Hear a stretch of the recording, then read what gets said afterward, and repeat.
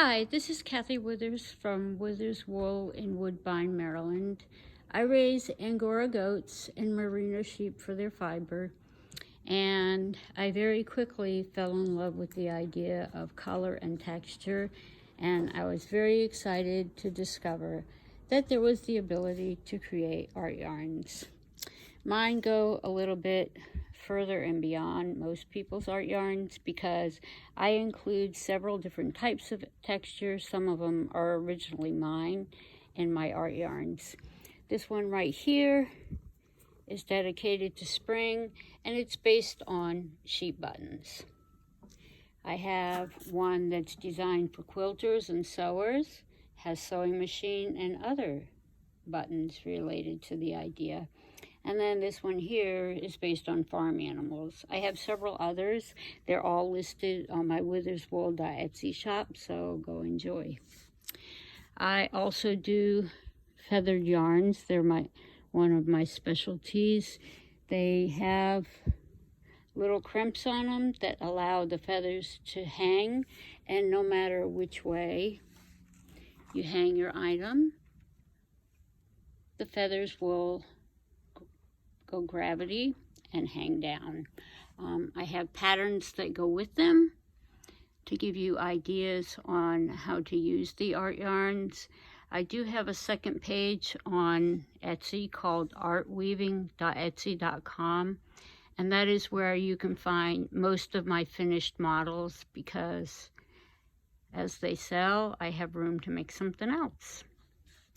I do beaded yarns, and when I spin a beaded yarn, I usually do a single to go with it, although in many cases I actually have mill spun yarns that will match up with it in the event that you want a lot more yardage. But most of my yarns are kind of coordinated in pairs so that you can actually make a collar like this one here, which is called my Twilight Collar. It uses super coils going around and a regular mill spun 2-ply, letting the art yarn kind of shine through. One of my other yarns are elastic yarns. They're nice and lightweight. They stretch out when you knit them up. They look like totally regular yarns, but if you take this and you stretch it, you can see that it stretches out, and then when you let go, it shrinks back up. Eventually, you'll have to wash it to get it to shrink back up. Oh, and my little piece of advice here is if you wear something frequently and then put it up for the summer, make sure you wash it first because these are natural fibers, and the oils on your fingers and smoke or whatever you go near will actually get inside the fibers, and if you don't take the time to wash them, you'll end up finding bugs in your stash. This is another really cool collar. It is what I call a sampler, and it uses a lot of different types of texture. I carry rovings. If you don't see a roving and the colorway that you'd like, let me know because I have a lot. These here are mill spun yarns. They're all from my fiber. I have a lot of natural colored. All of mine are a combination of 20 to 30% kid mohair, with the rest being merino, and they are very soft, nice next to the skin. I don't have anything that's 100% merino. I did a Christmas series, although reds are always a very popular color. And then I have lots of different shades, and none of them are 100% one color based on the way that I dye. So you could end up with something that is very variegated in tones, or you can end up with something like this lime green that looks like it's all one color, but as you start looking at it closely, you'll notice that it's actually more than one. And these are nice for, one of these will make most size shawls. They run anywhere from my sport weight, which is 350 25 yards to my fingering weight, which is approximately 450 to 500 yards. Most of the yarns in my shop are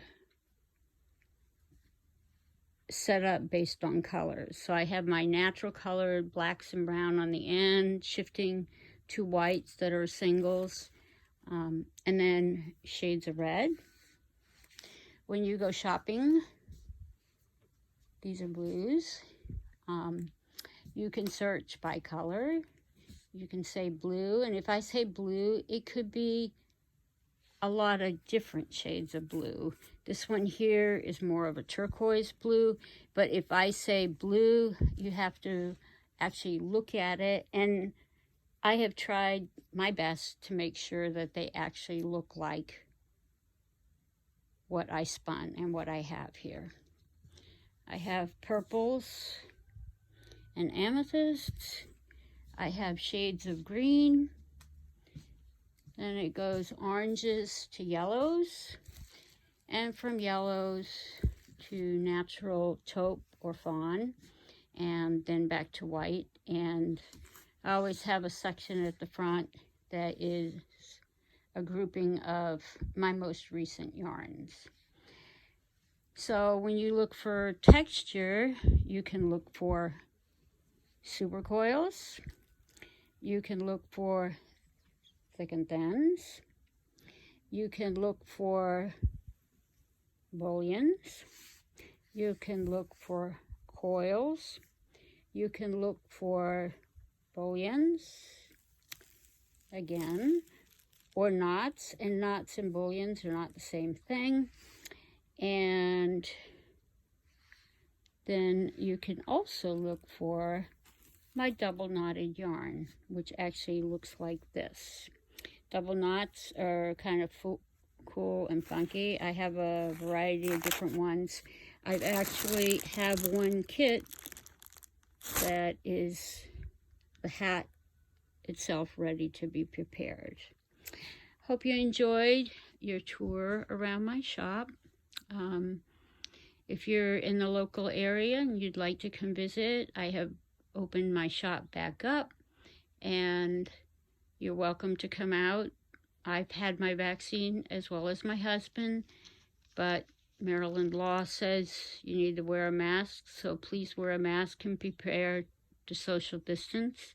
If you want a tour, please let us know. We're more than welcome or happy to give them, and there is no charge. Thank you for watching. Kathy Withers.